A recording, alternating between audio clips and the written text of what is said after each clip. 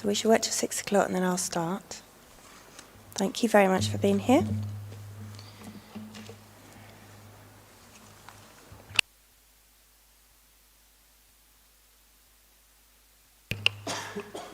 Okay, good evening.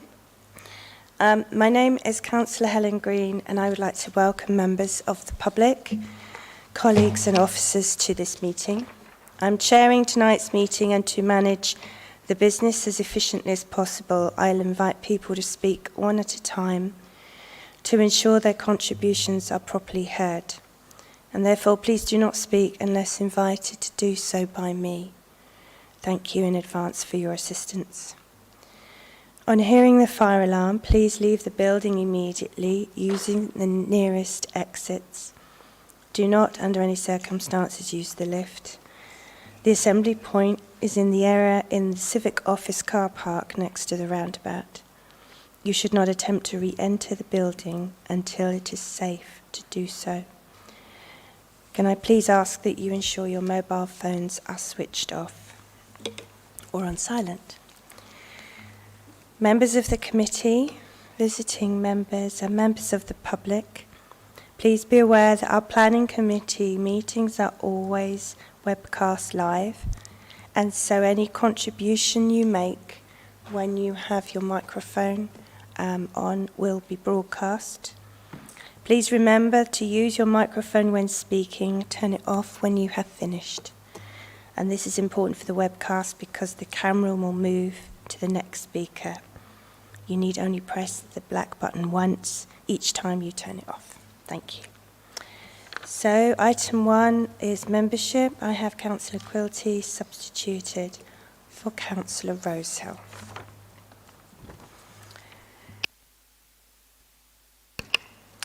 Item 2 of the agenda is communication and apologies. Agenda item 5B, which is 23/1508/OUT, land rear of electricity station Hillfield Lane, Aldenham, will not be considered this evening as the application has been withdrawn by the applicant. Members, where a roll call is recorded, vote is requested. We will do this with general members first, then members representing the ward the application is located in, and I vote last and exercise an additional casting vote when required. Visiting members and community advocates, thank you for being present. Please make sure that you alert me when you leave or re-enter so that a record can be made. Officers have tabled papers detailing additional information that have been received in relation to the applications this evening. Copies have been circulated to members and made available. Do all committee members have a copy? Thank you. And I've received Councillor Amron's apologies and we send him our condolences. Item 3, declaration of interest. Do any members have any interest to declare in connection with this evening? Yes, Councillor Sussman. Thank you, Chair. With regards to the planning application 24/0949/FUL, land at Shenley Grange, I would like to declare a non-registerable interest as my estate agency has in the past and may in the future be instructed by Griggs Homes in Shenley. Thank you very much. Item 4 of the agenda is the minutes. The minutes of the meeting held on the 10th of October are included in the agenda papers. Can these minutes be confirmed as a true record and signed? Thank you. Chair. Item 5. Yes, Councillor Gray. Thank you, Chair. I'd just like to ask for a recorded vote on all the planning applications that go before this committee this evening in the interests of transparency and openness. Thank you. Thank you. Yeah, Councillor Morris. Happy to second that. And Councillor And I'm happy to sorry, beg your pardon. Councillor Adechi. Thank you.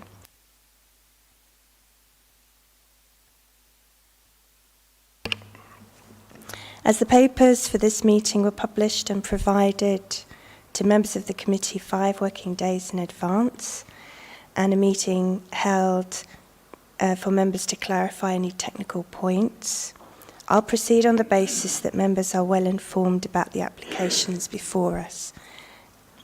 For each application, it's custom and practice in Hertsmere for one member of the public to be permitted to speak against the application and one in support.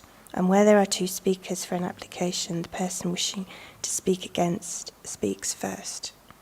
Councillors who are not members of the committee may also speak in their role as a community advocate or on behalf of residents.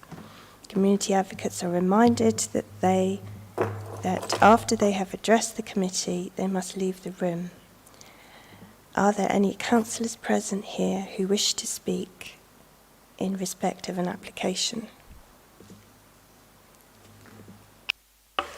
Yes, I would like to speak on this, the first item, please, Madam Chair.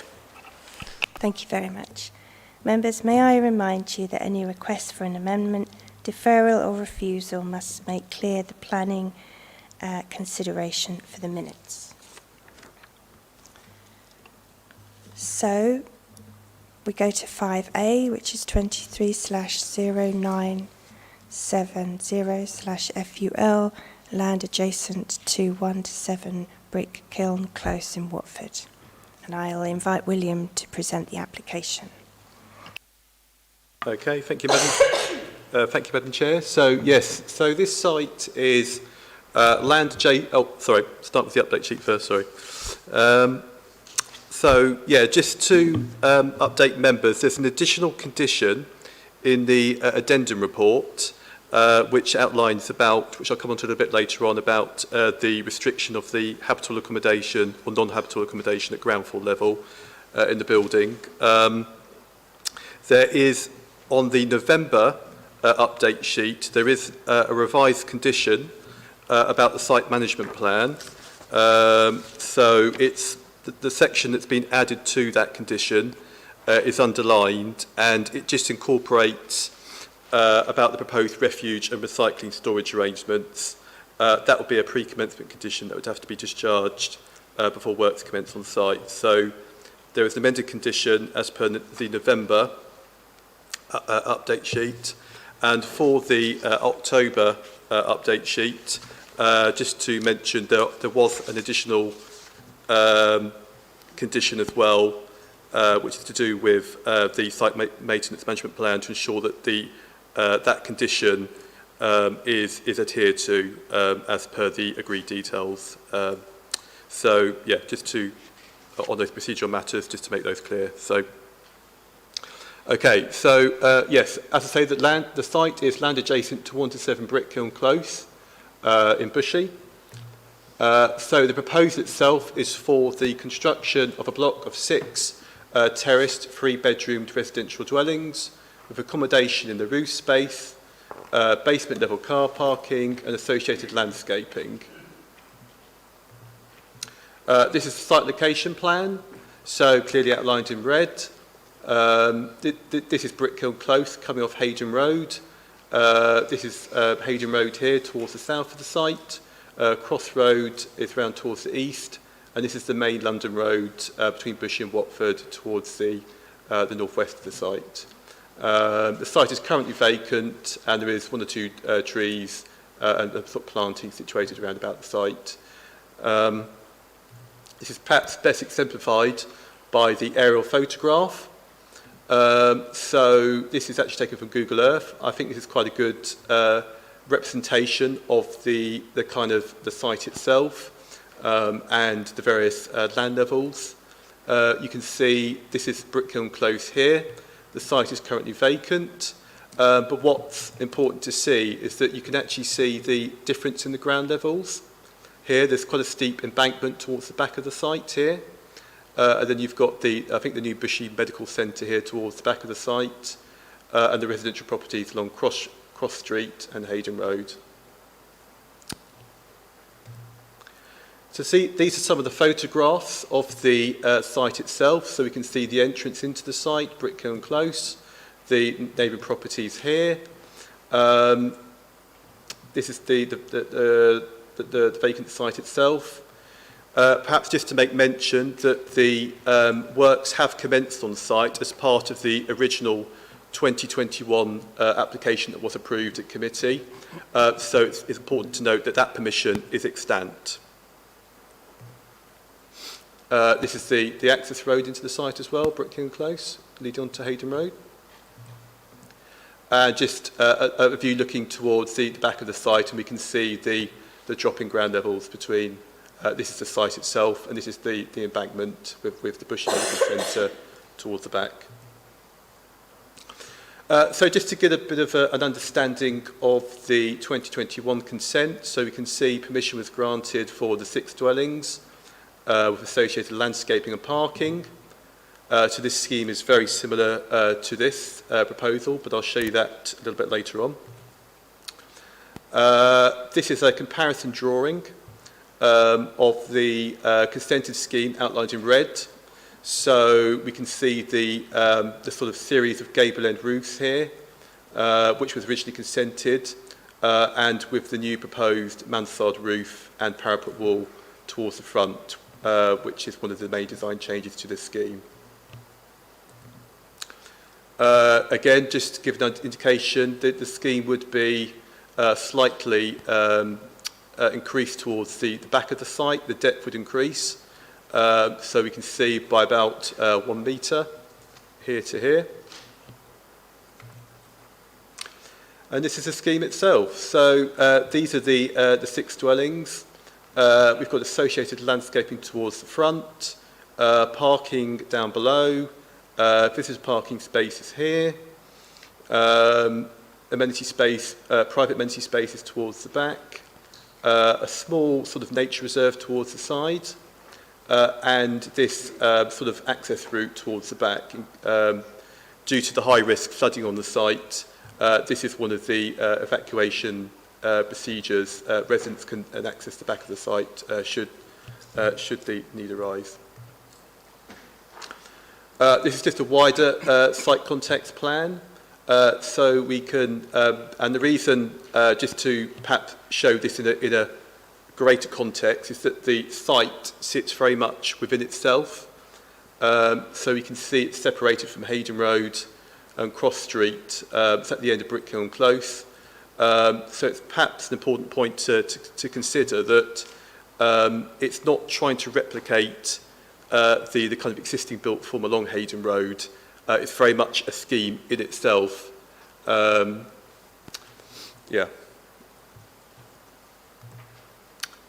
This is a proposed street scene, the front elevation. So we can see the proposed mansard roof design with the front parapet wall.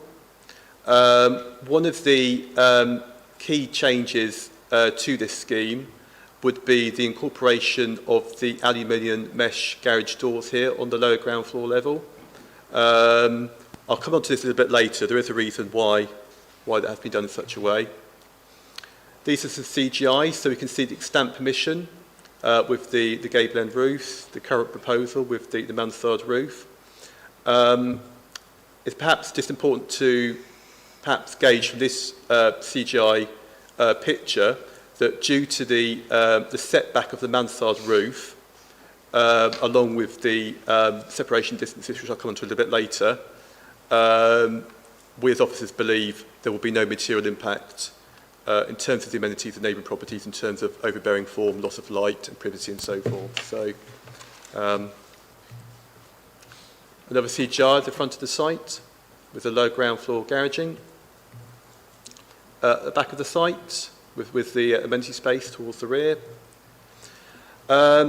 So these are the exact revisions itself. So the proposal would increase the number of bedrooms from 2 to 3, with the 3rd bedroom incorporated within the mansard roof frontage.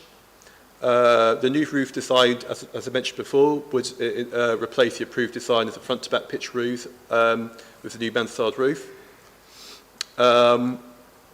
Just to make mention as well that with the increase in bedrooms, this scheme is policy compliant in terms of parking, both with the current parking standards and the draft parking standards. As I mentioned before, the depth would increase by 1 metre towards the rear from the consented scheme. And there's one or two internal changes in order to meet Part M41 and Part M42 building regulations. The front stepped access would slightly change in terms of design. And as I mentioned before, the alterations to the ground floor garaging doors. So this application was deferred from the October committee due to a number of reasons which I've summarised here. I think perhaps most chief of them was in terms of the design of the scheme. There was a query raised about the comparison of the cubic volume and the floor space of the two schemes, proposed refuge arrangements and the proposed parking as well. So in terms of floor space figures, I can now confirm that the overall, so that's the property as a whole, internal volume with the extant permission is 330 cubic metres.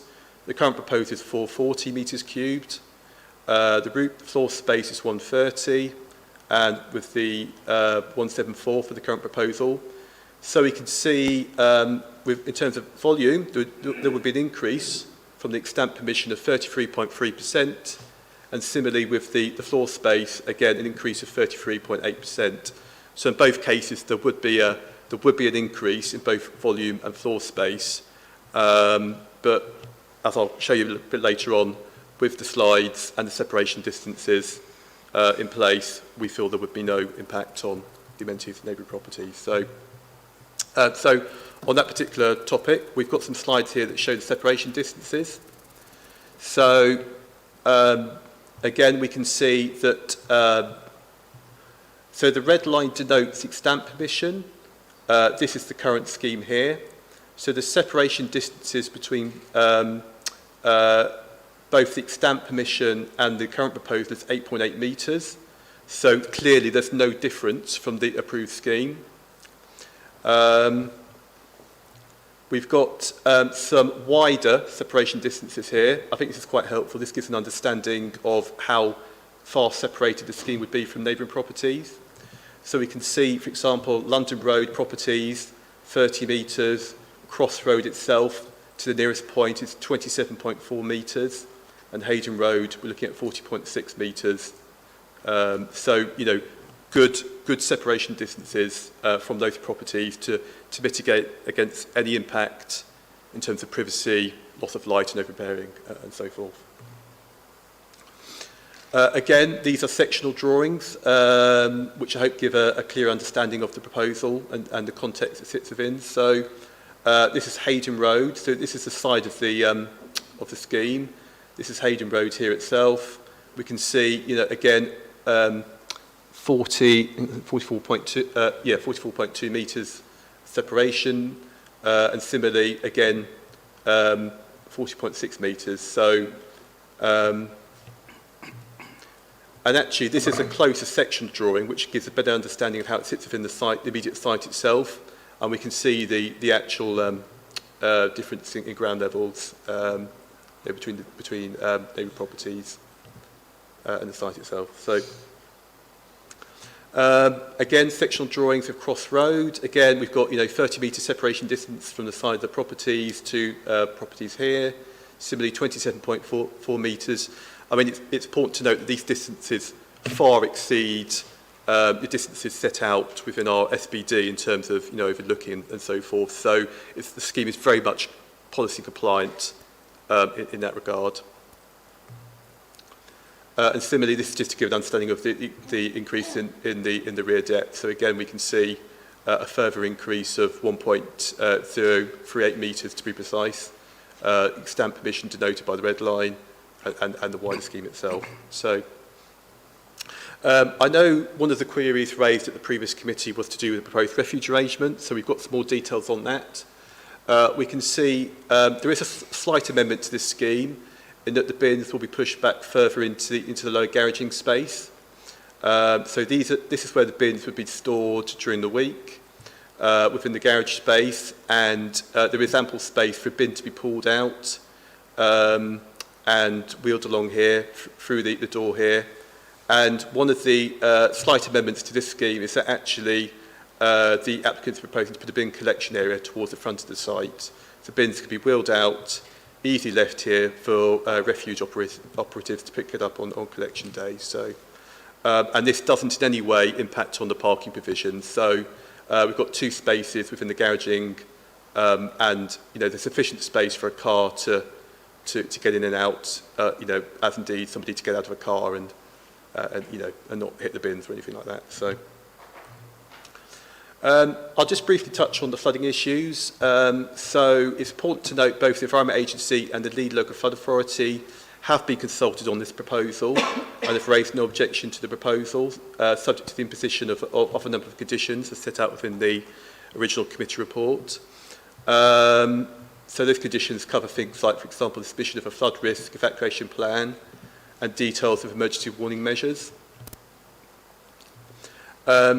I know 1 or 2 questions were asked about proposed drainage arrangements. So I've had clarification from the agent, and I can confirm that drainage channels and drains will be provided as part of this scheme.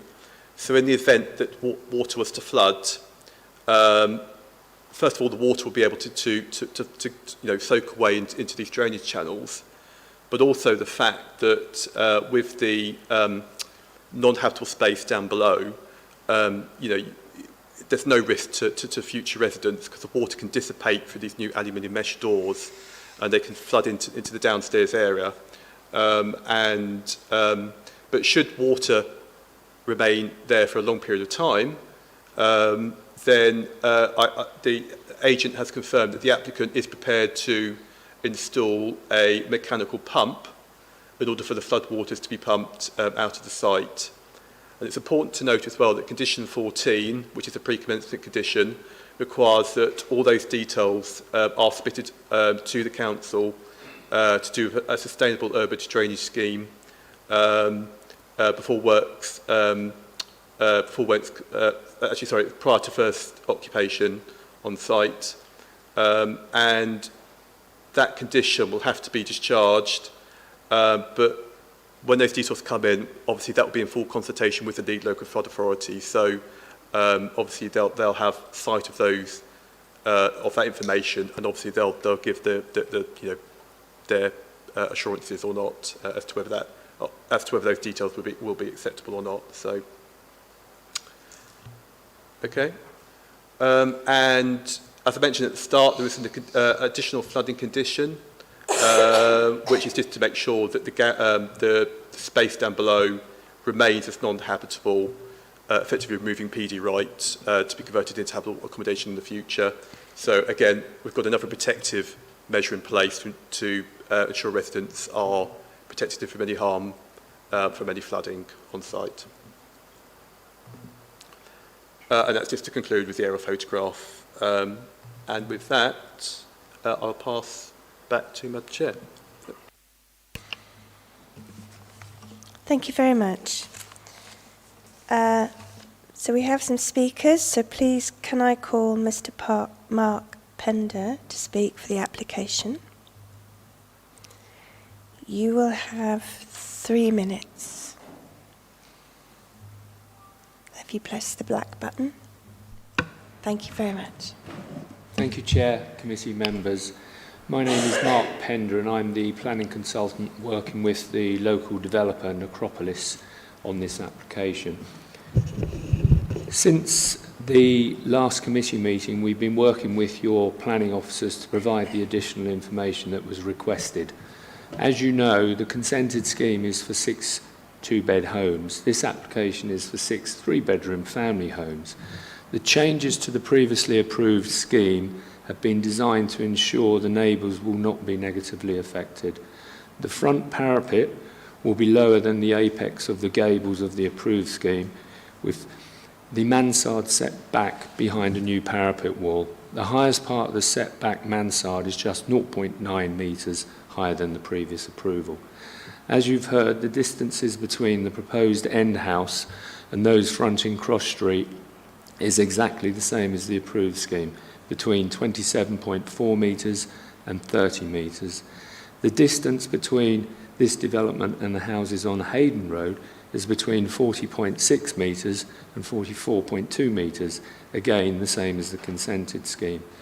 These distances go way beyond what would ordinarily be expected by planning policy and guidance, which is normally between 18 and 21 metres. The lower ground floor, where the garages are located, is 0.5 metres lower than the approved scheme, minimising the height of the building. The lead local flood authority has confirmed they have no objection to this and the flood mitigation measures proposed. The lower ground floor is also where the waste and recycling storage area is now located, having previously been positioned alongside the ramp. There is ample space available to move the bins past the parked car, and there is extra planting and improved sustainability measures. To summarise, the application will deliver 6 3-bedroom family homes that respect the neighbouring houses. Privacy for neighbours has been respected on distance and overlooking.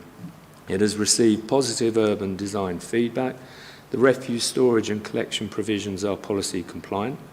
The local lead flood authority raises no objection and notes that the flood measures in this application are better than those in the approved scheme.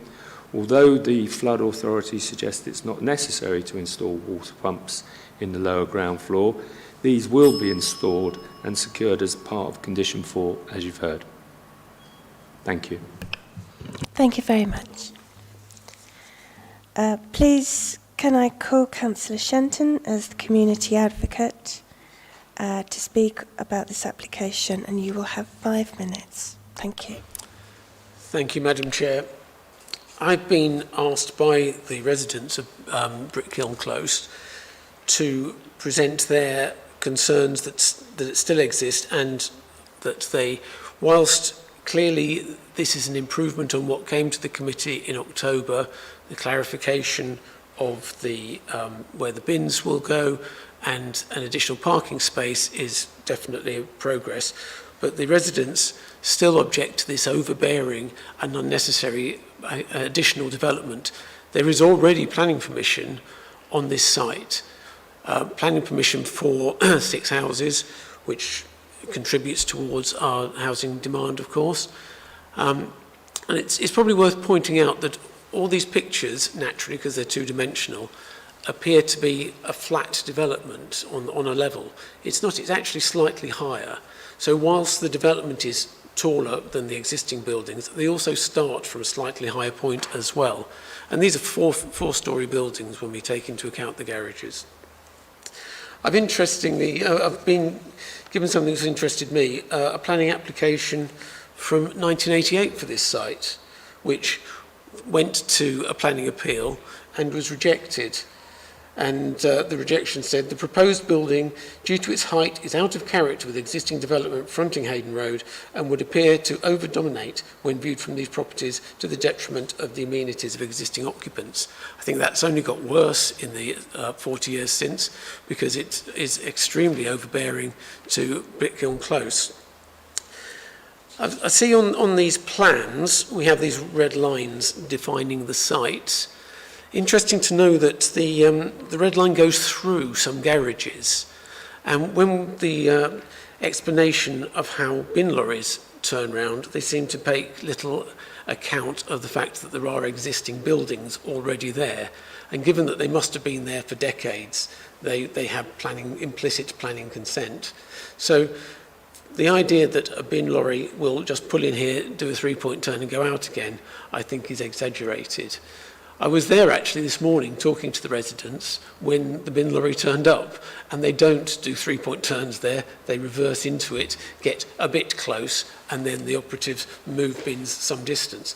Obviously, if this was to go ahead, move it considerably more distance, because there really isn't space. And this is the fundamental objection, is that this is a very small constrained site. The road leading up to it is a private road. There is no parking on it whatsoever. There is no capacity for passing places, for visitor spaces, for anything else. And this is overdevelopment of the site. The residents are not objecting to there being a development there. They've resigned to the fact that planning permission has been granted. But they do ask, why did the developer not put in this development in the first place? Why is this an incremental development? And our belief is, our guess is, that it's because they didn't think they'd get this one through.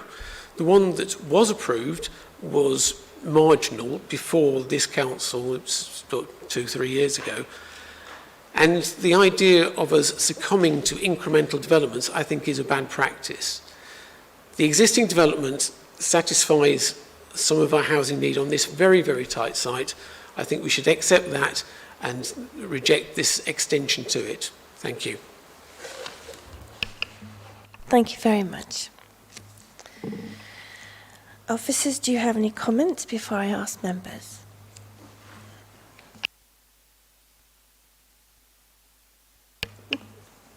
No comments. Thank you. Members, do you have any questions for officers? Councillor Morris. Thank you. Well, it does look like efforts are being made to try and address some of the concerns of the last committee meeting, but I would like some clarity on a couple of points, please. At the previous meeting and again at the technical meeting, I made reference to the relationship with adjoining buildings, and I see now that we are showing the relationship to the building to its left, but at the technical briefing we did actually have a discussion regarding the relationship in height to those on the opposite side, which I'm not quite sure that we're actually seeing it at this stage. Maybe you could provide some clarity on that. As far as the water or flooding issue is concerned, I hear that they're now going to make provision for pumping. I'm not quite sure whether that is contained within the detailed drawings that have now been submitted, but if they haven't, whether that we can include that as a condition. Thank you. Thank you. So on that last point, any details of drainage and surface water runoff and all that information will be contained for condition 14. So that will have to be discharged before work commence on the site. So that will be done in full consultation with both the lead local authority and the Environment Agency to make sure they're happy from a flooding perspective. On your second point about the separation distances, I wasn't quite sure. Sorry, I'm not referring to separation. Oh, right. I'm referring to the heights, not the separation. The separations are enormous, so I don't think that that is really a consideration. I'm trying to understand the relationship of the heights to adjoining buildings. Yeah. Is that in particular Cross Road? Yeah, okay. I mean, we can clearly see from the diagram here that, as mentioned before, there is a huge separation distance from the front of the dwellings to the properties on Cross Road of, 30 metres, between the two. In addition to that, we can see that actually the ground level does rise quite a bit. So actually these properties sit a lot higher than the site itself. Actually, you could probably just go back to the aerial photograph. Let me show you from... Yeah, for example, you can just see, so these are properties here, they're set much higher, and also from the aerial photograph, this is the site itself, so you can see the land does slope, significantly upwards. So if anything, this scheme is going to be lower than the site itself, so yeah. Apologies, members. Councillor Shunton, as community advocate, as you have already spoken, I now have to ask you to leave the chamber whilst we debate the application. Thank you.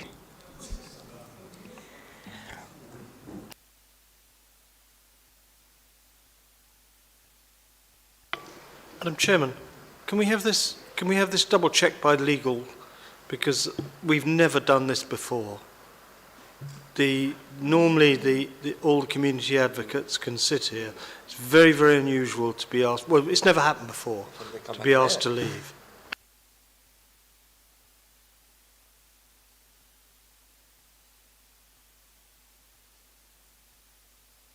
It is a good question. The legal will give you their answer. Thank you for asking.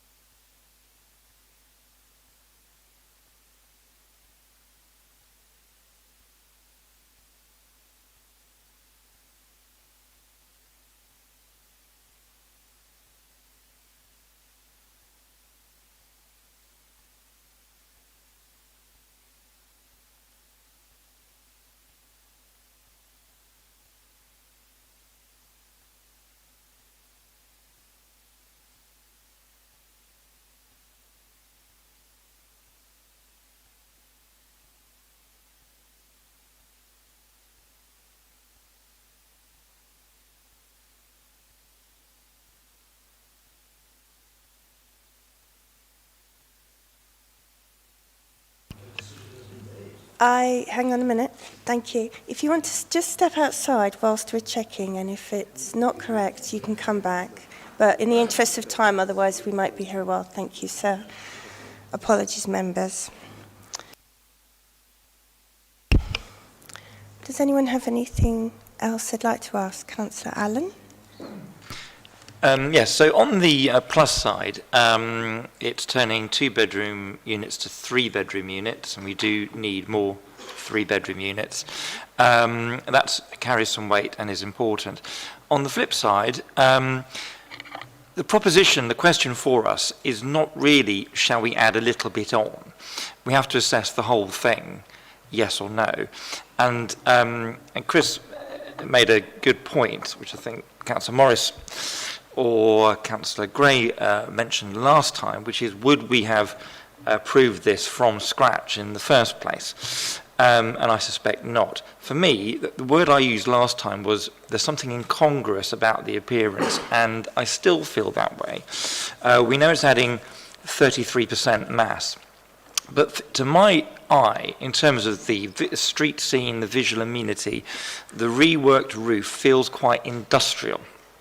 It feels overbearing. It feels like it has a very different presence on the street compared with the existing design. It is quite a different proposition visually in terms of something which has to sit next to and marry up with relatively modest residential houses very close by. So there's something about the appearance and the scale and the massing in this context which doesn't feel quite right. And we're not just adding a little bit on at the top and at the back. This is a new proposition in its own right. That's the bit I'm struggling with. My question, William, is about the flooding issue and the garages, because it's maybe my fault and I may have misinterpreted the graphics, but we're told that people can't occupy the garage. But it looks in a diagram as if some of the living property is also beneath ground. So were it to flood a garage, it would also flood the living space next to it. But I may have misinterpreted the graphics. So my question is, can we clarify that? At that point, there's no habitable accommodation at lower ground. You can bring it up and show. Oh, yeah, okay, yeah. I'll show you all the plans, actually. If I go to the parking plan, yeah, here we go. So I can confirm that there is all the space at the lower ground floor level will be non-habitable. There'll be no habitable accommodation at all. Can we see the cross-section again? Yeah. That one. So, yep. Well, that looks a bit below ground. Yeah, so this is the lower ground floor garage space, and it will all be non-habitable. And as per, as I mentioned earlier in the presentation, if you go to the elevation plan, all these garages would have mesh aluminium garage doors. So in the highly unlikely event that there will be flooding on the site, obviously we appreciate this is a high-risk flooding site, water will be able to dissipate into the ground floor space and not impact on any habitable accommodation at all. Could you go back to the cross-section again? Yep.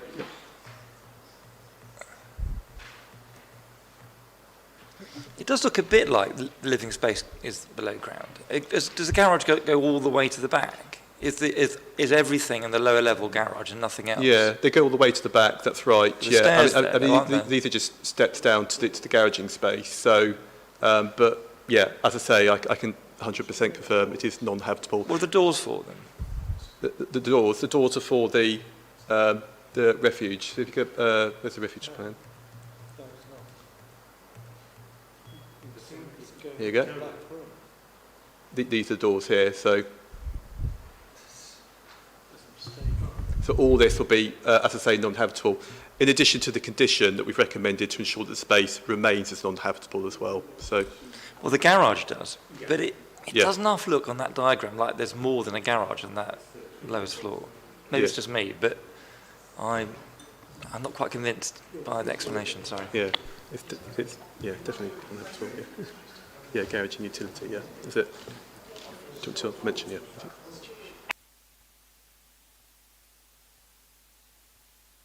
So I have two more speakers, but I'm going to ask, hang on a minute, legal to give you a reason behind the community advocate decision.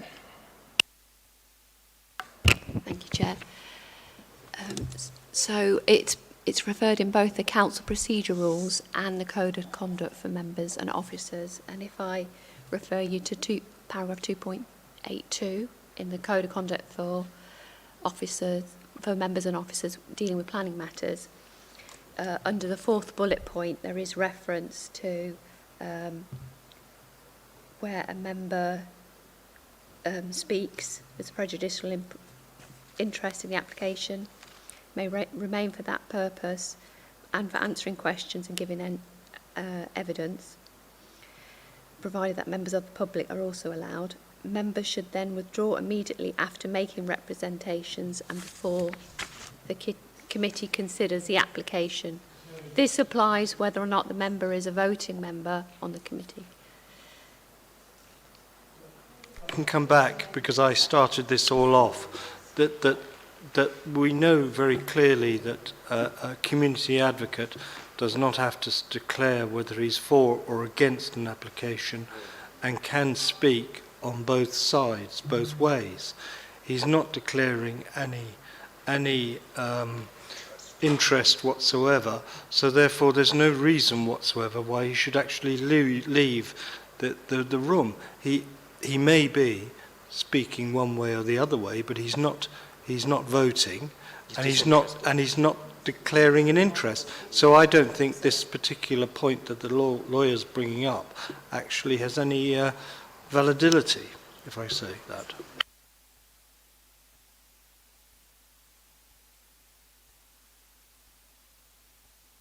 Maybe the head of planning knows a lot because he's very experienced. Because this is the first time this has ever happened. Hang on a minute. Thank you. Thank you. I shall confer.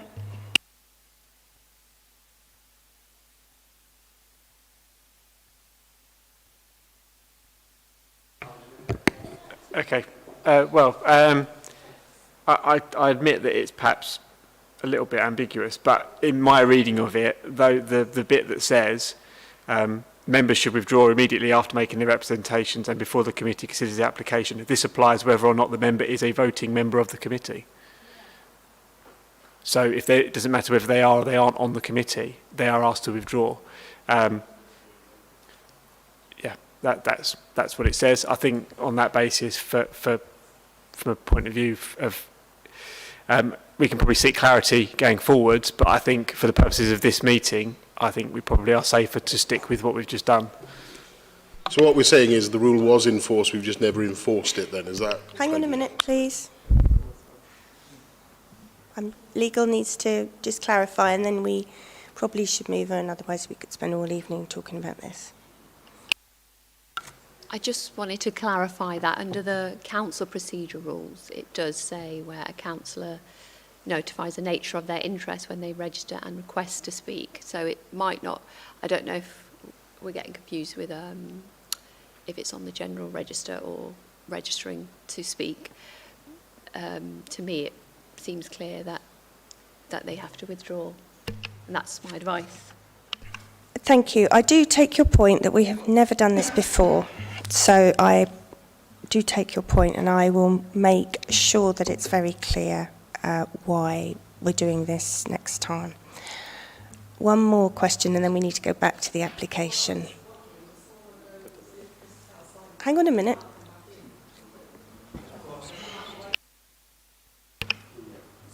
Somebody can go and inform Councillor Shenton that to be 100% then, no, hang on, Chairman, no, will you be writing? Please, Councillor Quilty, I will find out more and let you know. We need to move on. Thank you.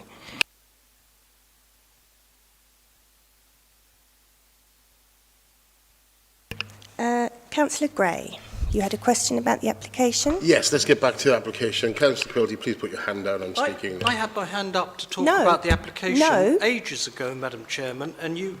I asked... You talked about the application, yes. I will. About the application, I was questioning whether or not there was a right of that Councillor Right. Shenter could stay here. I will ask you when your time comes. Thank you, Madam Chair. Yes, back to the application. I think we're discussing 7 Brooklyn Close.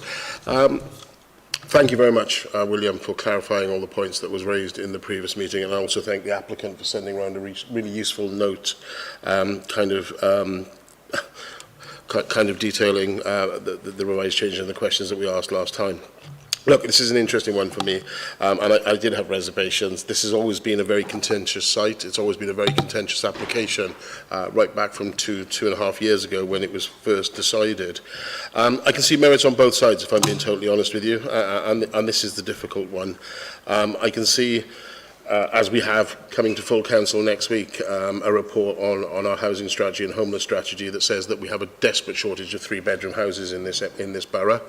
And the need to build more of them. Obviously, these aren't social or affordable rented homes in any way, shape or form, but that need still exists, whether it's in the affordable and social housing sector or whether it's in the private sector. So I can see the advantages of it. I can also see the advantages of the changes that have been made around the back, because if we went back to the cross-section, I think on the original application, it's a kind of sloped garden, where this now kind of releases a flat garden at the back of the property, which I think is much more conducive, especially if we're going to put an extra bedroom on the property, that the garden space would be much more usable.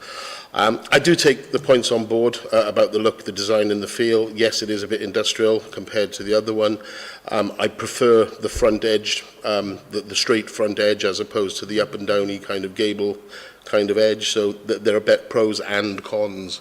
I mean, the separation distances are perfectly fine, and it sits down in a bit of a gully anyway as is. To be honest with you, I'm struggling to find reasons why we shouldn't be supporting this.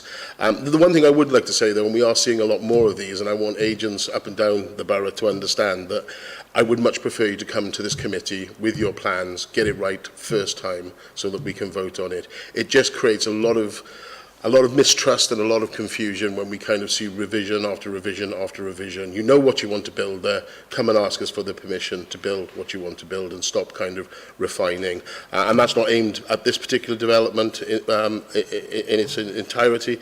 It's just a general message that I'd like to kind of put out there. But to be honest with you, on the flip of a coin, which this is, I'm minded to support this evening. Thank you, Chair. Thank you. Councillor Sussman. Thank you, Chair. I will publicly, for the first time ever, agree with Councillor Allen. I think that the street scene of this is... I much preferred the original iteration when it was 2 beds. I just felt it had a little bit more character. And I just don't like the industrial feel of this. There is something I would like to ask that could be done with regards to the bins, as it does concern me that before long we'll see them in front of the garage doors, outside and not inside.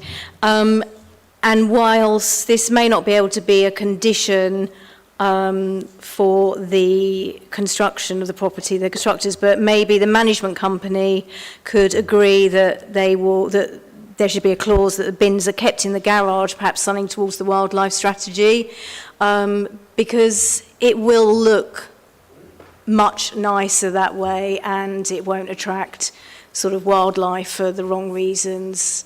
And I wonder if that's something that could be done, maybe. Thank you. Yes, by all means, yeah, we've added that specific wording to the condition about the refuge arrangements, and certainly the conditions will have to come to me as an officer to discharge. So obviously, with your thoughts in mind, obviously I'll check all that once it comes in, make sure there are sufficient provisions made in place. So, yeah, okay. Councillor Quilty. Thank you, Madam Chairman. Can I first of all talk about the report itself that we have before us, which I find very disappointing, as I'm sure, and the reasons why I find it disappointing, that although this is a deferred application, I believe we should have attached to this report which deals with the matters that were deferred, the previous report. It's not here on my one. I've got it here. I haven't got it here.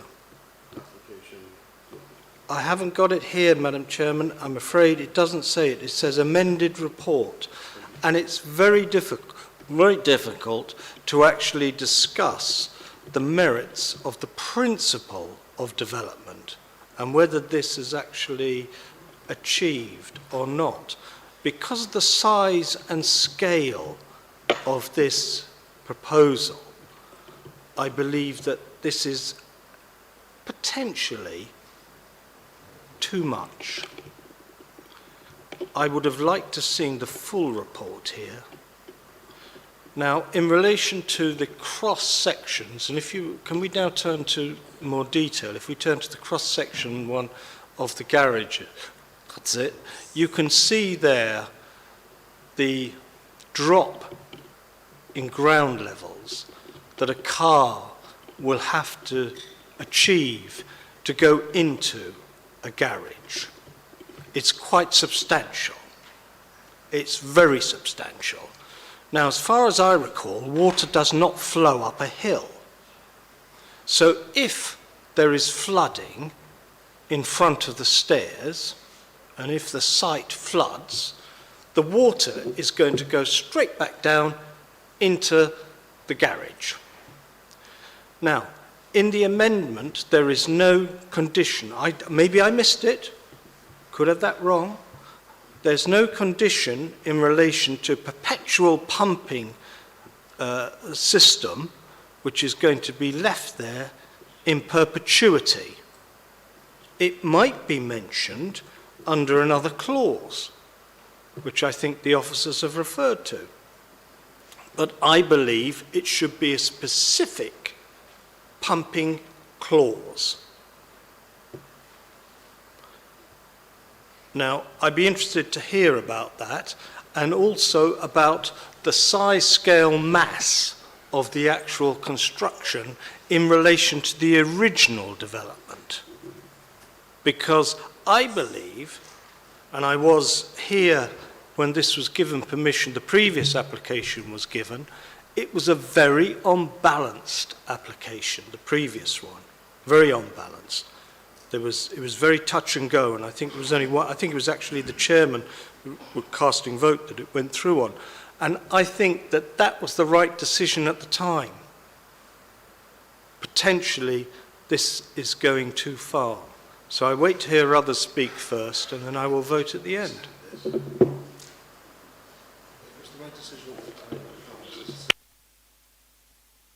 That's fine. So on your query, so on your query about the need in terms of a sustainable urban drainage system, so the applicant has agreed to install a mechanical water pump.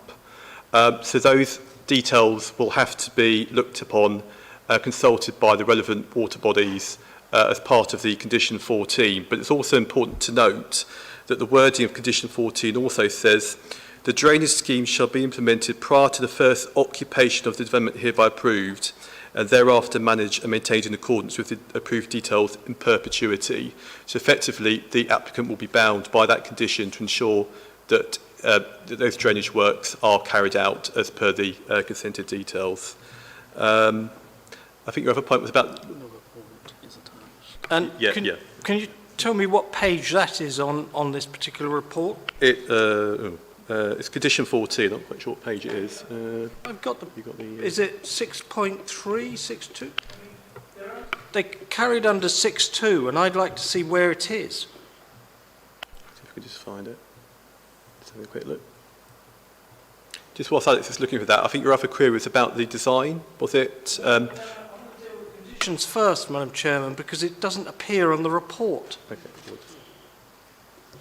The condition... Yeah, page 50, yeah. Yep. Councillor Quilty, if you look at page 53, it's there. Sorry? Page 53, condition 14.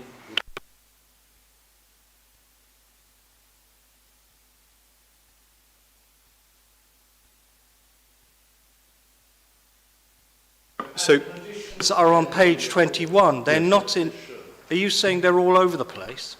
They're not in order, it's page 53 because the report, the original report is attached at the end of the addendum report.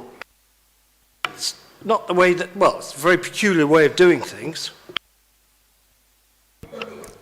But you were asked at the beginning of this meeting whether or not you had received all the relevant information so that you could make a decision or not. I have an open mind, Madam Chairman, No, until but I you're decide, and I haven't decided yet, because if you try to trap me into giving a closed mind and giving a view in advance of the application, that will be illegal. I have an open mind until I vote. I am not accusing you of having a closed mind. I am merely stating that at the beginning I asked every member whether they had all the information that they would need in order to make a decision. Councillor Gray? I'm sure. Thank you, Chair. And yes, Councillor Quinty, you haven't opened something, whether it's a mind or not, that's left I to the object committee to that, decide. Madam Chairman. Can you ask him to withdraw that? This is a planning application. It's very serious. We do not want to hear Councillor Gray's flippant remarks. Can you ask him to withdraw that remark? I will not withdraw the remark, Madam Chair. I will then report that to Standards Board. And As I was just going to suggest, you're more than within your As I ability will to. report it to Standards Committee, and we already have a lawyer here in front of us who heard the remark as well. Oh, I will own up to the remark. It's more than you don't need a solicitor. I think Councillor Quilty is being quite disingenuous because when you look at this planning application, we seem to be focusing on the very bottom level of this application, which will exist in this form or the previous form. So whether it floods or not and how it's pumped out or not is going to be exactly the same problem. What we are focusing on is the addition to the top of the building, not the very bottom of the building. Whether it's built out in its current form with planning permission or in the new form, if we grant planning permission, the same issues will still be there. So we need to focus our minds on whether we're accepting the additional 33% increase on the building and the look and the feel of the top floor. Thank you, Madam Chair. I agree, thank you, and I would remind members that we are to just be discussing the planning application in front of us and the information that we need to make a decision. So if we could just keep it to that, that would be very helpful. Councillor Allen. You'll hate me, but to be pedantic, as it's on the screen, the basement level, the lowest level, what's the other side of the wall? What does the wall separate? So on the left is a garage, so what's the other side of that wall? No. That's the bit I'm confused about. There's two. In the middle. Down a bit. Left there, that wall. Go up a bit.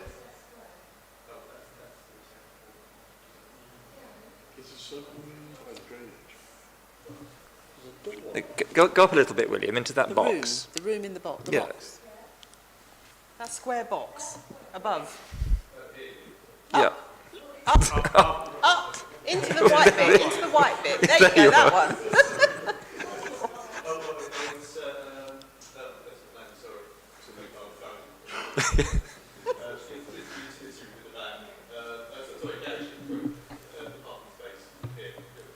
Yeah, but the garage is at the front, as the car goes through a door.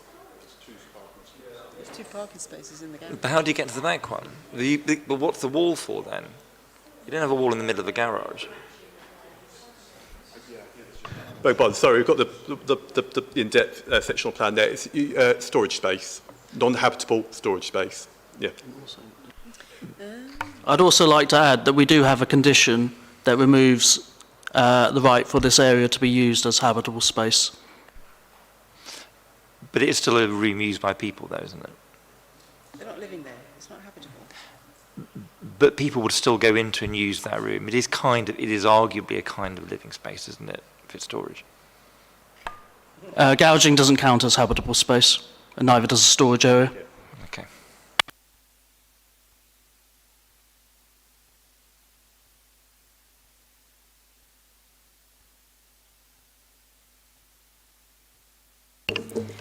Does anyone have anything they want to add before I ask how we are going to proceed? Councillor Morris.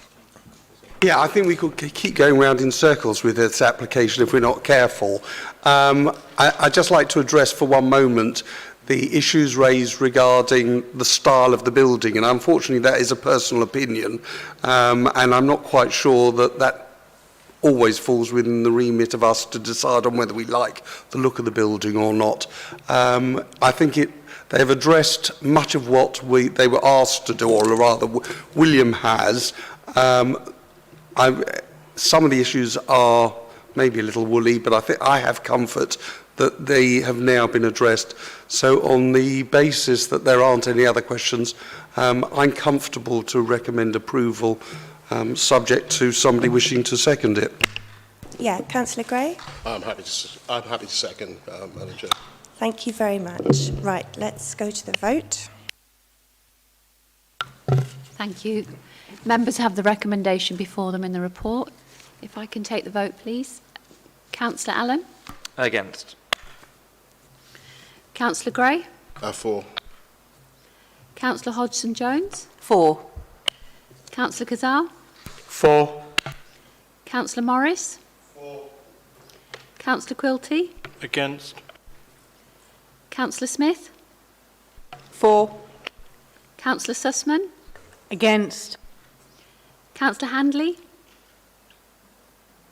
For. Councillor Green?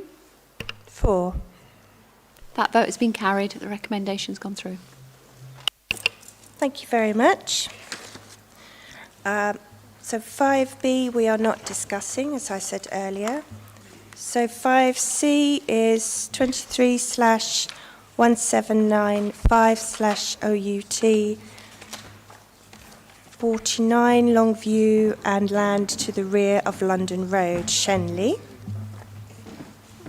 And I'll ask Emily to present the application. Thank you.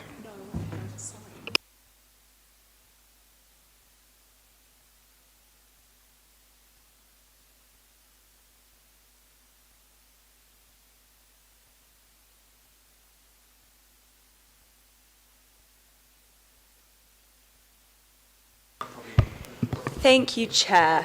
I will be presenting to members today the application for 49 London Road, Longview, and land to the rear of London Road in Shenley. Just as an update before we begin the presentation to members, there was some incorrect information that was given in the committee report regarding the access to the site. In paragraph 7.8.4 of the committee report, it's stated the proposed access to the development would remain in the same place as the existing private road access from London Road.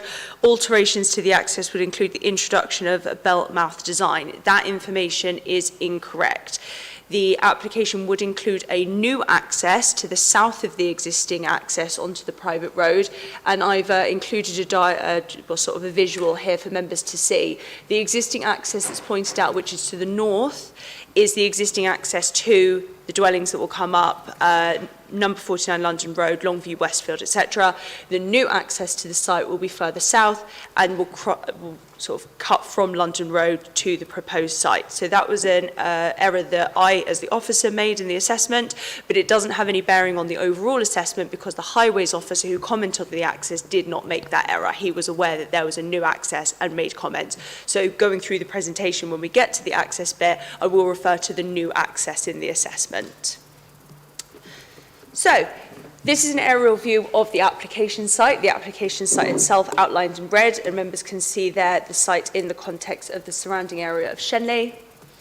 This is a more detailed aerial view of the site. So again, application site outlined in red, and key features outlined, which includes number 49 London Road, which forms part of the application site, and the property Longview, which is also within the red line boundary. The site lies adjacent to the property Westfield, and the properties number 51 to 55, which together with number 49 London Road form a group of locally listed dwellings. Apologies, members, there appears to be an issue with the laptop. Oh. I can't get the thing off to, I can't get the, oh, there we go, okay, my apologies. The property number 49, Longview and Westfield, along with other nearby properties, are all set back from London Road and are all accessed via a private track, which was just pointed out to members. Adjacent to the site is Shenley Footpath 10, which runs parallel to the west boundary of the site, which members can see at the blue dash line in the bottom corner there. And the Watling Chase Timberland Trail Bridleway also runs along this boundary. In terms of site constraints, the site is wholly located within the Metropolitan Greenbelt. The pink dotted area that members can see on the plan comprises the Shenley Conservation Area, which includes number 49 and the access to the site. Members can also see the local wildlife site, which is located to the south of the site, but not within the site itself. These are some site photos of relevant features of the application. These are photographs of number 49 London Road. You can see there the main dwelling and the extension to the side, which includes a garage and a conservatory type extension. I've also included some site photos of the land to the rear of of London Road, and you can see there the images looking south from various points. You see there the sort of open field behind. And I've also taken some site photos of the existing access to number 49 and various other properties in the area which lies along London Road. So the proposal is for the demolition of the dwelling Longview, alterations to number 49 London Road to facilitate, I apologise, not to facilitate the access to the site. Oh yes, sorry, apologies. There will be alterations to number 49 to facilitate the new access to the site, the provision of 103 retirement dwellings on the land to the rear of London Road, provision of 35% affordable housing, and associated internal infrastructure, access and landscaping. This is a hybrid planning application, so the proposed development has been submitted with a full planning permission for the works to number 49 London Road and the alterations, and then outline planning permission for the demolition of Longview and the works to the rear. So just to outline to members that we consider these two parts of the application together, so one cannot be approved without the other. Similarly, if one is refused, then the other must be as well. So in terms of the planning permission for 49 London Road, the proposal seeks full planning permission for the removal of the existing extension to the side of the dwelling, which includes a garage, and then the erection of a new garage to the rear of the property. The application, like I said, is located within the Greenbelt, but would comply with exception C within paragraph 154 of the NPPF, which outlines the extension or alteration of a building, provided that it does not result in disproportionate additions over and above the size of the original building, will not be considered inappropriate. Officers consider that the replacement garage would be an extension to the dwelling, and the overall footprint of the dwelling would be reduced, as the proposed garage is smaller in size than the existing extensions. The heritage officer was consulted, as number 49 is a locally listed building, and has raised no concerns with the proposal, as there would be no harm to the locally listed building or conservation area. There would be no negative impact on residential amenity or car parking, and therefore officers have concluded that the proposal would comply with all relevant policies and is considered acceptable. So we now move on to the assessment of the outline application, which is the demolition of Longview and the proposed erection of 103 retirement dwellings on the land to the south. So in terms of the policies we've looked at for the principle of development, the NPPF outlines that planning decisions should promote an effective use of land in meeting the need for homes and other uses. The NPPF Chapter 5 outlines the importance of delivering a sufficient supply of homes, including homes for different groups in the community, such as older people. The Planning Practice Guidance, or PPG, outlines the need for older people housing is critical and the lack of provision is a national crisis. And the Older People Housing Task Force in 2024 was a government task force made up of experts to produce a report to increase the number of homes for older people. And while that report hasn't been published, it's just an indicator of how the government is placing weight on the need for older people housing. The NPPF, CS1 and CS2 of the core strategy all highlight the importance of sustainable development, including the provision of homes and supporting infrastructure, particularly in sustainable areas close to main settlements. At present, Hertsmere are unable to show a 5-year housing land supply, and owing to the lack of housing provision in the borough, paragraph 11D of the NPPF is evoked, which members can see on the screen, which outlines that permission should be granted for schemes unless the proposal is within a protected area, which provides a clear reason for refusing the development. So in short, should the application not be considered harmful to protected areas such as the heritage assets or the Greenbelt, planning permission should be granted. Officers have also considered the loss of the dwelling Longview. SADAM 3 indicates that the loss of a dwelling would only be acceptable where this loss is replaced. Officers have ascertained that the proposal would result in the net gain of 102 dwellings, and therefore no concerns are raised with the loss of a single dwelling. So we move on to the principal development in the Greenbelt. The site, like I said, is wholly within the Greenbelt, which paragraph 142 of the NPPF attaches great importance to. Paragraph 153 of the NPPF outlines that inappropriate development is by definition harmful to the Greenbelt. Policy CS13 expresses a presumption against inappropriate development, and Policy SADAM 26 outlines that the scale, height and bulk of a development should be sympathetic to and should not be harmful to the openness of the Greenbelt. This proposal does not comply with any exceptions to inappropriate development in the Greenbelt and therefore is considered inappropriate development. Paragraph 153 of the NPPF outlines that inappropriate development is only acceptable where very special circumstances can clearly outweigh the harm to the Greenbelt and any other harm identified. So in terms of ascertaining the harm to the Greenbelt, officers have first looked at the purposes of the Greenbelt. So as members will have seen in the committee report, officers have utilised the Arup study completed for the draft local plan to make an assessment of how the site would contribute to the purposes of the Greenbelt, which you can see in the bottom corner of this slide. The site lies within parcel SA28, which members can see on the presentation, with the site outlined in red within the parcel. So the Arup study outlines that the site would fail to meet purpose A of the purposes of the Greenbelt because Shenley is not considered a large built-up area, and that has been backed up by recent appeal decisions. The site would meet purpose B moderately as it forms a barrier between Shenley and Radlett and then Shenley and Boreham Wood, respectively. The parcel would meet purpose C strongly as only 5% of the site is developed and therefore maintains a strong sense of rurality, but the site would fail to meet purposes D and E. Therefore, the development would conflict with at least two purposes of the Greenbelt, as it would cause the boundaries of the settlements to come closer together and would also introduce built form into the countryside. In terms of spatial harm, the land to the rear of London Road is predominantly open fields and greenfield land with no built form. So therefore, the introduction of any built form onto the site would cause significant spatial harm. The proposal would result in the spread of development across approximately 2/3 of the site, and this would include built form, the road network, infrastructure, and paraphernalia such as cars or other vehicles. All of this would contribute to significant harm to the spatial openness of the Greenbelt. Officers now consider the visual and landscape impacts of the proposed development. A landscape visual impact assessment was submitted with the application, which made an assessment of the landscape vulnerability and significance of changes from various views in the surrounding area. The LVIA submitted by the applicant picked up that the proposed development would be located within the Northern Thames Basin and within Landscape Character Area 21, High Cannons Valley and Ridges as per the Hertfordshire Landscape Character Assessment, and would have a landscape susceptibility of medium and a landscape sensitivity of moderate. The landscape officer from Place Services has commented on the application as outlined that the LVIA fails to recognise that the site is allocated within the outline appraisal for landscape character, which forms part of the evidence base for the draft local plan, which designates the site as lying within development site 16, land north of Woodhall Lane. The landscape officer outlines that the susceptibility and sensitivity of the landscape should be medium high and moderate high respectively. Therefore, the landscape officer has concluded that the applicant methodology is inconsistent and the omission of the landscape character designation has resulted in an undervalued sensitivity of the landscape.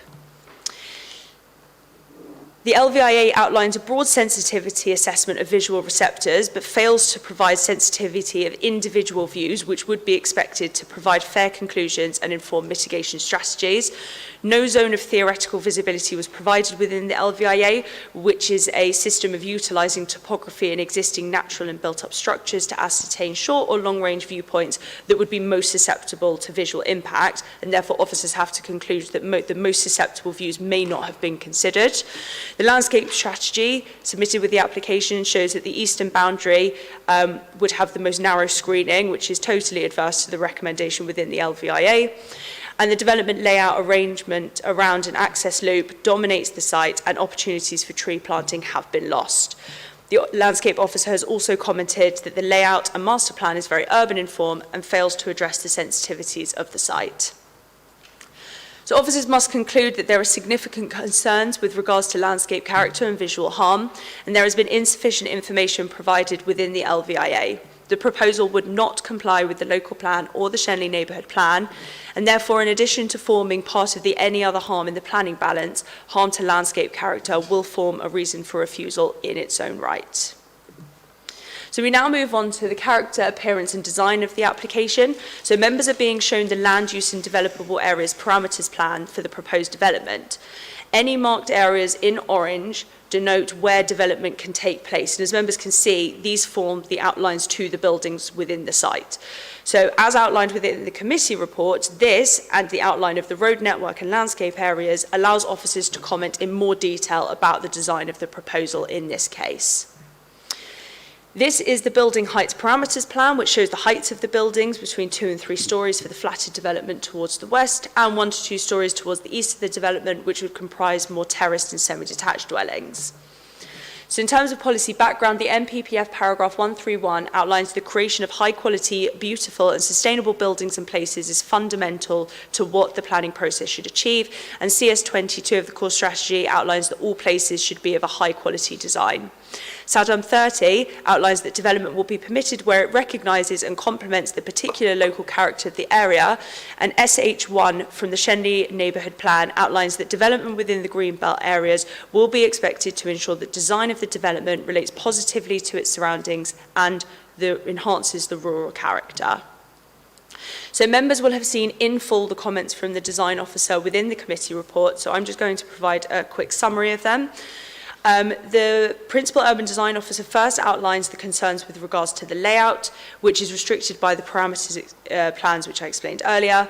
The Urban Design Officer has outlined that the layout of the scheme does not reflect the local vernacular and character of the surrounding area, and the introduction of a village green to the centre of the site is unjustified and weakly resolved. Additionally, it's considered that the scale of the buildings in conjunction with the layout would be out of keeping with the surrounding area. The proposed buildings would be accentuated from lower levels and lack variation, forming bulky blocks which would restrict visibility to the open countryside. And just for members' reference, I've included here a photograph of the site, which obviously you can see the views through the countryside, and then a CGI which was submitted within the design and access statement where you can see the buildings on the site will inevitably restrict those views. It's also considered that the proposal would form a car-dominated environment, failing to adequately address the accessibility and inclusivity across the steeply sloping terrain, which members can see in this section and topography plan. Particular concern was raised with regards to the end user of the site, which would be older people, and the fact that the planning statement indicates that all buildings will be ground floor accessible, however does not address the fact that those with mobility issues may not be able to traverse the steep inclines and declines. Additionally, the underground car parking arrangement, which members can see on the site section, raises concerns with regards to the quality of the ground plane and would limit opportunities for social interaction and community. With regards to landscaping, it's considered that the landscaping responds poorly to the character of the surrounding area and does little to mitigate the visual harm of the proposal. The Urban Design Officer also outlines that there is limited details on the differences between public and private spaces, therefore making it difficult to make an assessment of the areas where interaction and community can occur on the site. Overall, we consider that little consideration is given to the character and appearance of the surrounding area or the constraints within the site itself. Urbanising features such as the ring road and large built form would not reflect the rural surrounding character. The building height and scale would restrict views to the countryside. The gradient of the site has not been addressed and the end user has not been considered. And there are real concerns of creating a closed community within this development. The poor design, therefore, and limited justification for the approach taken will form a reason for refusal in its own right. Now we turn to heritage assets. Paragraph 202 of the NPPF outlines that when considering the impact of a proposed development on the significance of a designated heritage asset, great weight should be given to its conservation. So as I mentioned, the north part of the site is located within the Shenley Conservation Area, and the dwelling number 49 London Road comprises a cluster of locally listed buildings with numbers 51 to 55 London Road. So the Heritage Officer has been consulted on the application and has outlined that the removal of vegetation to facilitate the entrance would fundamentally alter the legibility of the former Shenley Grange. The introduction of built development would negatively impact the setting of the conservation area, and the access road would interrupt the relationship between number 49 and numbers 51 to 55 London Road, and this would be a disruption of the historic relationship between the buildings that make up the former Shenley Grange. The Heritage Officer has therefore considers the development would cause a low level of less than substantial harm to the surrounding heritage assets, and as such, officers consider paragraph 208 of the NPPF, which outlines that where a development would lead to less than substantial harm, this harm should be weighed against the public benefits of the proposal. So officers have concluded in the planning balance of the committee report that the benefits proposed by the development would outweigh the harm to heritage assets specifically. So while harm to heritage assets will not form a recommended reason for refusal in its own right, it will still contribute to the any other harm in the planning balance. So as I mentioned at the top of the presentation, the proposal would create a new access adjacent to number 49 London Road, which would lie south of the existing private road access. This would include the introduction of a bell mouth design. The Highways Officer has outlined that all of the visibility display information and tracking information is sufficient to conclude that there would be no harm caused by the introduction of this new access. And for members' reference, I've included these two diagrams. The diagram to the left is the new access, and the orange dash line that you can see there are the visibility displays that have been provided. And then you can see the image, which I hope is clear, to the right of the screen, which you can see the blue sort of squares indicate the tracking information for vehicles entering and exiting the site. In terms of traffic, the transport assessment submitted with the application does not consider the impact on local junctions. However, the Highways Officer has utilised information from another application at the neighbouring site, which was the Shenley Grange application in 2022, to conclude that the number of trips would not significantly impact local junctions, and the level of traffic created would raise no concerns. Likewise, National Highways have been consulted and raised no concerns with regards to junctions or traffic. In terms of car parking, the transport assessment outlines that there would be a provision of 1.25 car parking spaces, which give a total number of car parking spaces as 129, but officers consider that the final details of car parking spaces could have been finalised at reserved matters based on the number of bedrooms per dwelling. That information we don't have at the moment. The application site is located approximately half a mile or 800 metres from amenities, which comprise the Andrew Close retail provision. Residents of the scheme would otherwise need to travel to Boreham Wood, Watford or London Colney for goods and services. The closest bus stop to the proposal is located approximately 100 metres to the north of the entrance to the site, which serves a 357 and 358 bus going to and from Boreham Wood, Harpenden and Oakwood. This is an image of said bus stop. The Highways Officer notes that the stop infrastructure is currently deficient in failing to provide accessible curbing and therefore would restrict use for all mobility. However, the Highways Officer has suggested that improvements to the bus stop could form part of the application and would have been encouraged through a Section 106 agreement or through a condition. So officers have considered the Highways Officer comments to raise no significant concerns with regards to traffic, access or sustainability that could not be overcome through conditions, legal agreement or further details should the application have been approved. The officers therefore consider the Highways matters to be of no concern, and therefore there are no further considerations of Highways matters. The proposal was submitted with an arboricultural impact assessment and tree survey, which identified that 184 trees or tree groups and 8 hedgerows on the site currently exist. The proposal would result in the loss of 19 Category B trees, 34 Category C trees and 4 Category U trees in order to develop the site. And the trees that are to be lost can be seen outlined in red on the plan above. That was also provided in the committee report. The Arboricultural Officer has commented on the application and has outlined that the removal of Category C and U trees does not carry any material weight. However, the removal of Category B trees does and is a material consideration. And the Arboricultural Officer recognises that in order to move ahead with the development, these Category B trees must be removed from the site, but adequate replanting would have been able to occur through the landscape master plan. So the arboricultural officer also noted within the submissions that the proposal would have resulted in the removal of a Category A horsenut tree on the site, and that this tree was downgraded within the arboricultural impact assessment to a Category B tree. So the arboricultural officer asked the applicant to provide some information as to why it had been downgraded, which the applicant did. The arboricultural officer further commented that that information was not sufficient to agree that that downgrading of classification would be acceptable. So the arboricultural officer has then commented that the removal of the Category A tree would be sufficient to include as a reason for refusal. In terms of ecology, there has been an ecological assessment submitted with the application, which identifies that the majority of the site is classed as neutral grassland or lowland meadows. And this is recognised as a priority habitat with high conservation value. Lowland meadows themselves are considered very high distinctiveness habitats, and any such loss of habitat is outlined by the ecology officer to be very significant in Hertsmere.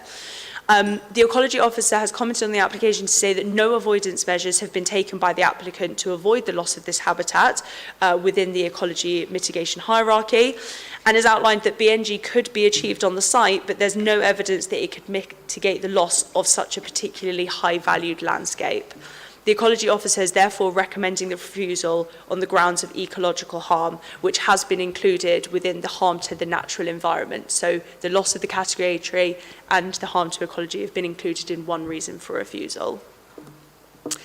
The application is located within flood zone 1 with a low risk of fluvial or surface water flooding, and there was a drainage strategy submitted with the application. The LLFA have commented on the application to outline that the development would likely not increase current flood risk and provide safe egress and access to the site. However, does object to the application owing to the fact that no information has been provided with regards to the consideration of climate change or calculations for all design flood events. No additional information was provided to the local authority or the LLFA with regards to these matters, and therefore there is a lack of evidence that there would be no risk of flooding over the course of the development lifetime, and therefore the insufficient evidence with regards to drainage and flood risk have also formed a reason for refusal. The closest habitable property to the site is Westfield, which is located 30 metres from the nearest building on site, which would be a habitable building. While the dwelling Westfield currently enjoys no neighbouring properties, the separation of the built form on site would be sufficient to conclude there would be no detrimental impact on privacy, outlook or loss of light.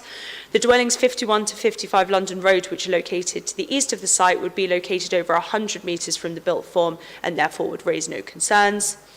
The Environmental Health Officer has commented on the application and has raised no concerns with regards to light, noise, pollution or land contamination, subject to conditions which would have been added should the recommendation have been for approval. The details of the internal aspects of the dwellings have not been finalised, and therefore matters such as separation distances between habitable windows, gross internal floor areas and bedroom sizes would have been dealt with at reserved matters, as this is an outline application. In terms of refuse and waste, the proposed development is outlined in nature, and therefore specific details of the refuse strategy and waste provision have not been included.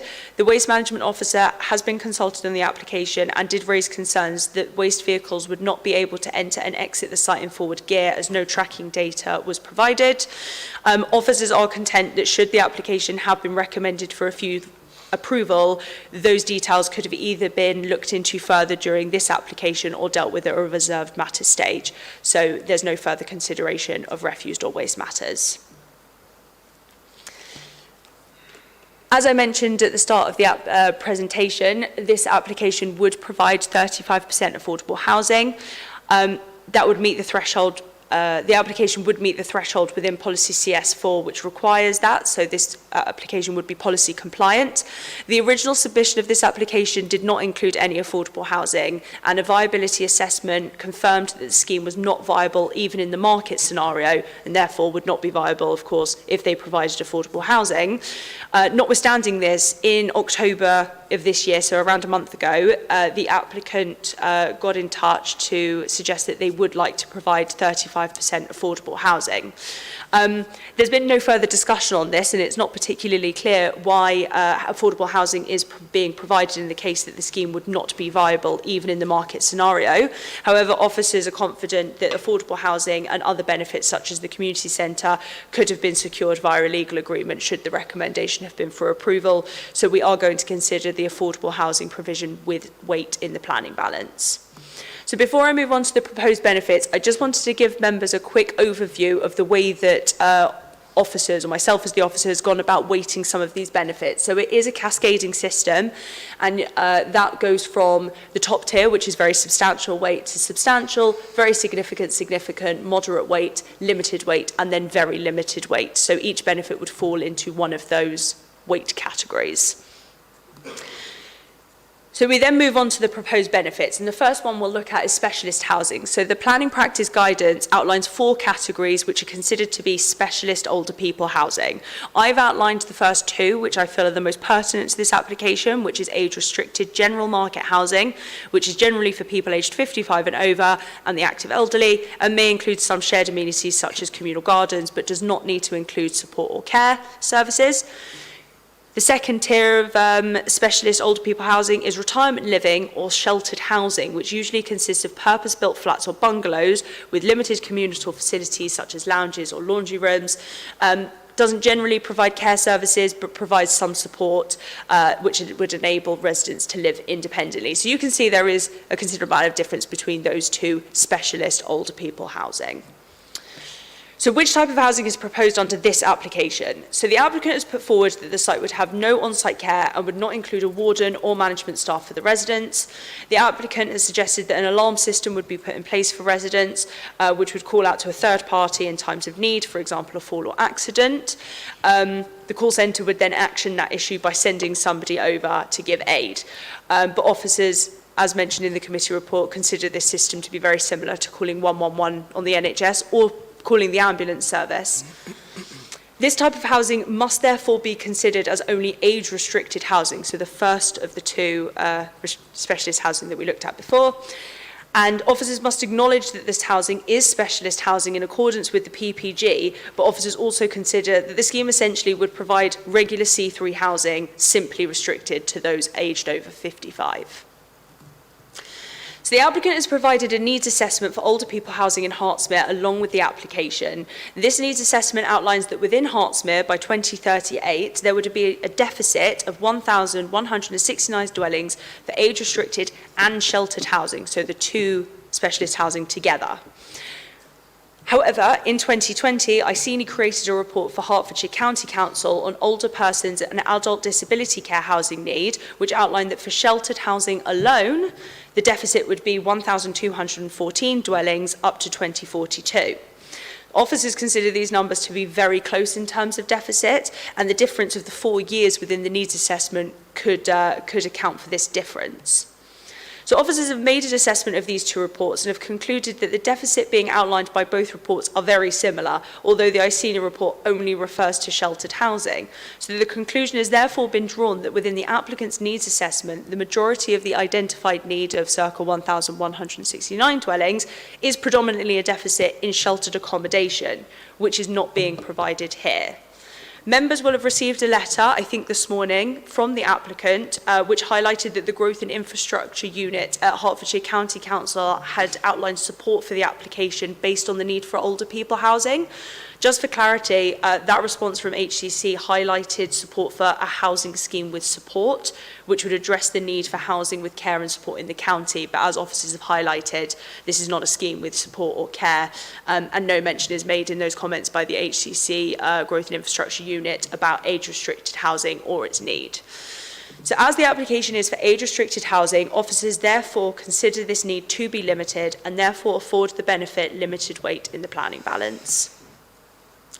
We now move on to the proposed benefit of health and well-being. The applicant has suggested that specialist housing for older people could offer a better choice of dwellings for those with changing needs, help people live independently, feel more connected to the community, which would improve health and well-being. It would also reduce the number of older people living in poor quality, unadapted and poorly insulated homes, which can lead to isolation, depression and health issues. And altogether, specialist accommodation would provide an environment for people to live healthier lives, including a greater sense of security, improved well-being and a greater integration into the community. However, as previously mentioned, officers do not consider this site to have any benefit for older people over and above regular housing, and reference is made back to the concerns raised by the urban design officer with regards to the topography of the site, accessibility for all the users and the limited detail of public space. With regards to the public space, very limited detail is provided as to what the green spaces on site would be used for. In fact, the indicative master plan for the site shows many of the green spaces on the site to include water pumps, bin stores or cycle stores, including the village green. It appears that the only vast amount of open green communal space would be located to the very south of the development, which would be down that steep decline.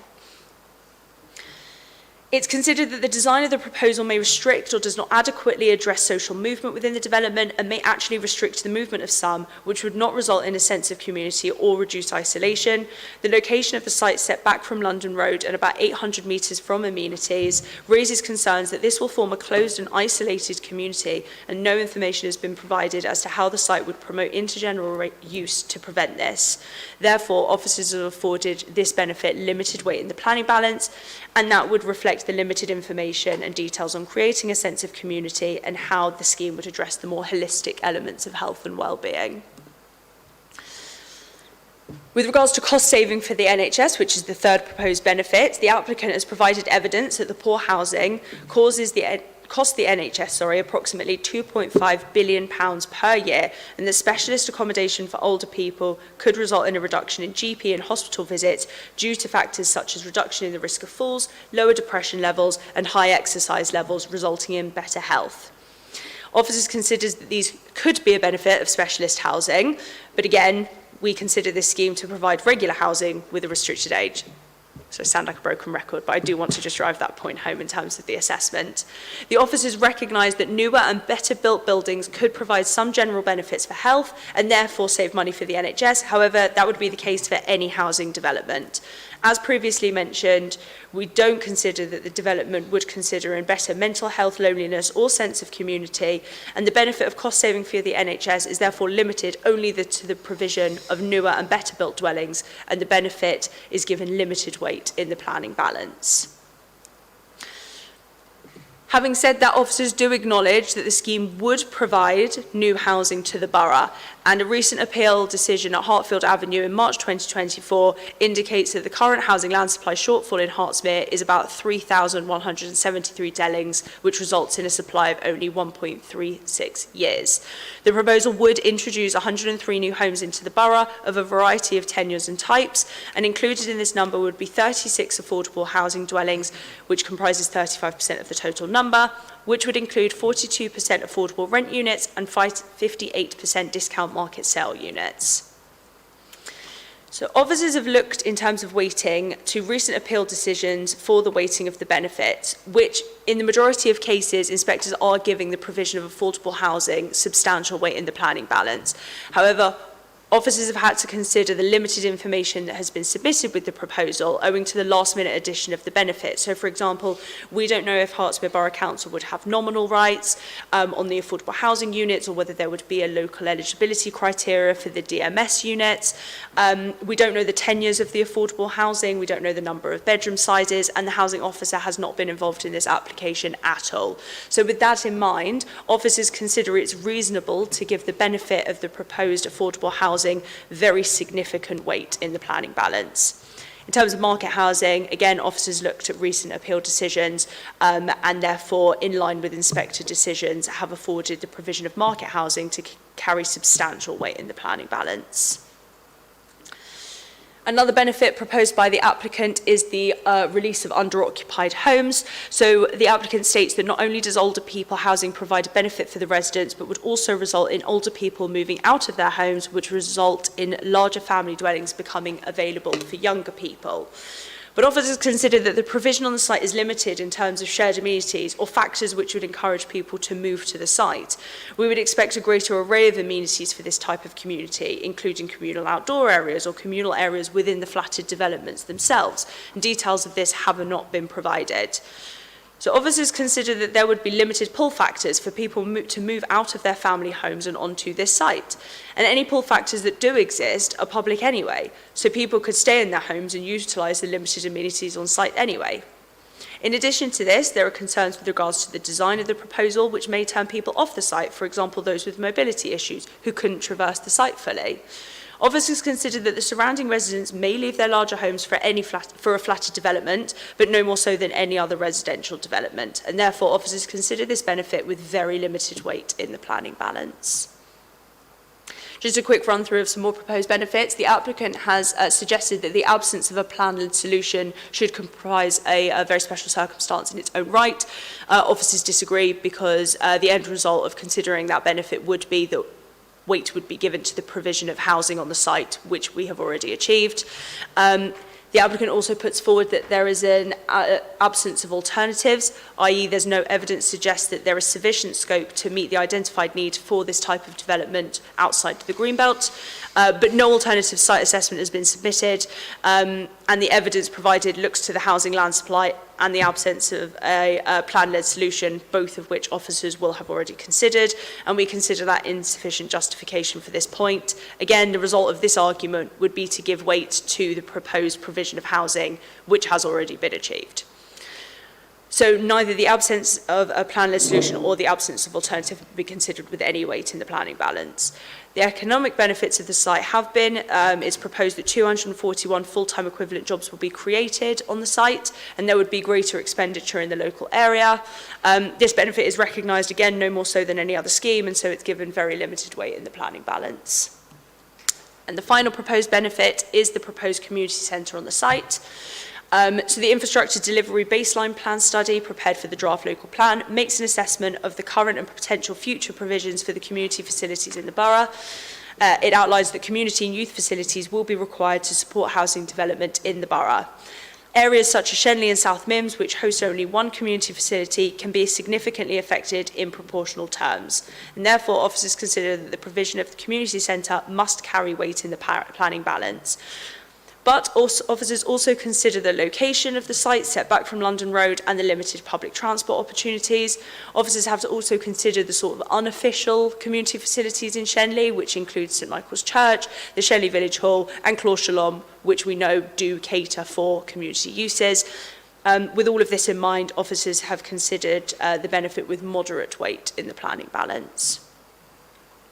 So to conclude, as per paragraph 153 of the NPPF, very special circumstances will not exist unless the potential harm to the Greenbelt and any other harm is clearly outweighed by other considerations, namely the benefits of the scheme. I've included here a table to indicate the harms identified, which again are harm to the Greenbelt by inappropriateness, conflicting with the purposes, spatial harm and visual harm to landscape character and appearance and design quality, harm to heritage assets, harm to the natural environment, and harm to flood risk and drainage. I've also included a table of the proposed benefits, which we've just run through, and it's considered that the only benefits with any meaningful weight are the provision of housing to the borough and the community centre. The officers consider that the benefits for the scheme, when taken together, would not outweigh the significant harm that's been identified, and therefore very special circumstances would not exist, and the application is recommended for refusal. I've included again the 5 reasons for refusal: harm to the Greenbelt, harm to the natural environment, harm to existing landscape character, insufficient evidence on drainage and flood risk, and design character and appearance. Thank you. Thank you very much. Yes, Councillor Gray. Yes, sorry, Chair. A little unusual request, but we have been going for nearly 2 hours now, and a few of us need to use the facilities. I know we're part way through an application, but I think a few members don't want to leave the meeting and not have the opportunity to vote. So could I ask that maybe we could just take a very short few minutes to use the facilities and then resume before we hear speeches for and against? Thank you. That would be fine. The speaker, I will call you in about 2 or 3 minutes' time, just while we have a No small break. and no meteors Thank this you. time, please. Sorry? No going on the roof to look at meteors. No, this you time. will all be back here in 2 minutes. 2? Or 3.